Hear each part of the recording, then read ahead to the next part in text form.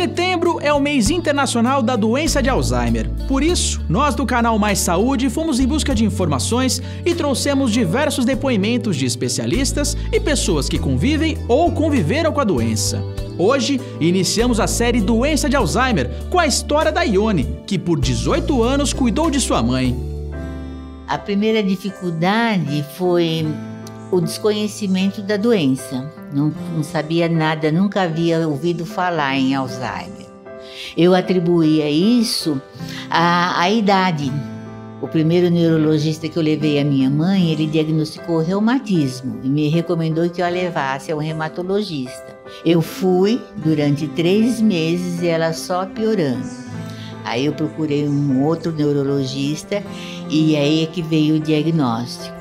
A doença de Alzheimer é uma doença neurológica que afeta o sistema nervoso central e tem repercussões na memória do indivíduo, no entendimento, no comportamento e principalmente na funcionalidade, que se caracteriza especialmente pela perda progressiva da memória.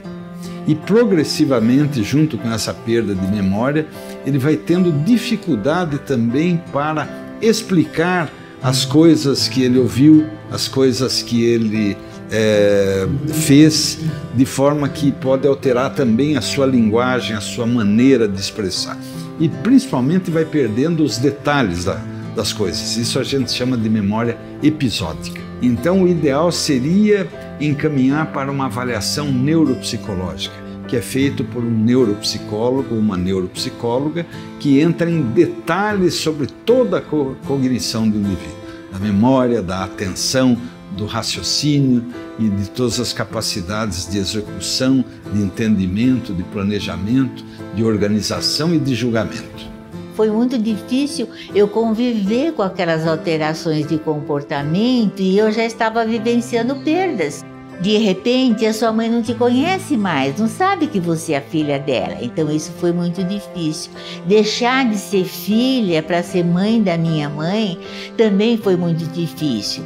E ao mesmo tempo foi muito gratificante, porque eu aceitei o papel de cuidar da minha mãe. E foi um crescimento muito grande. É um patrimônio ser cuidador, né? Ter a satisfação de você fazer diferença na vida daquela pessoa. Então o cuidador ele tem que entender que ele é forte, mais forte do que ele pode imaginar. E ele pode ir também mais longe do que ele pensa que pode ir. A mensagem mais importante que eu acho é que sempre existe o que fazer.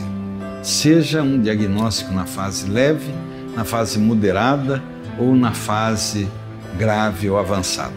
E mais importante ainda do que tudo isso, nós não tratamos a doença de Alzheimer, nós tratamos a pessoa humana que tem a doença de Alzheimer. No próximo episódio da série, traremos outras informações sobre a doença e conheceremos mais uma história de muito carinho e dedicação. Até lá!